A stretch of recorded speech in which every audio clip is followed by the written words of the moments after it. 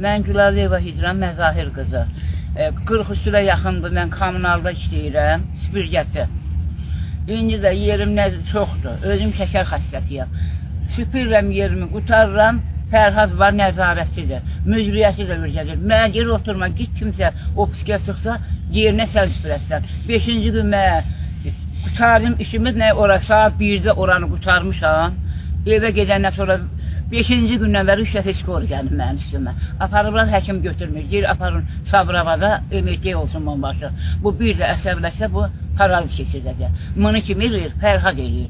Süpürür, gələm Fərhad, bu boyda yer süpürmə, yer qışqırma, səviyyəsiz adamsız, arvadların hamısını həqqı bezdirir. Kimə geçirsiniz, ondan şikayət edəcək. Deyir, sən məndən deyir, aşağısan, səviyyədə aşağısan. Mən də geçim icraya, İlkin müəllimin yanına.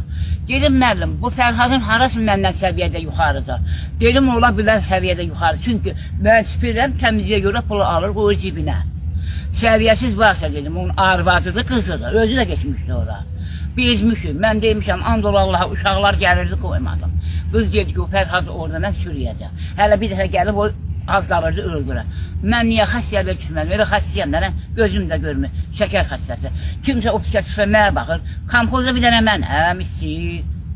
Götürüşüb bizlə, arvadlarla götürüşüb, bezmişik onun əlindən. Andolsun Allaha.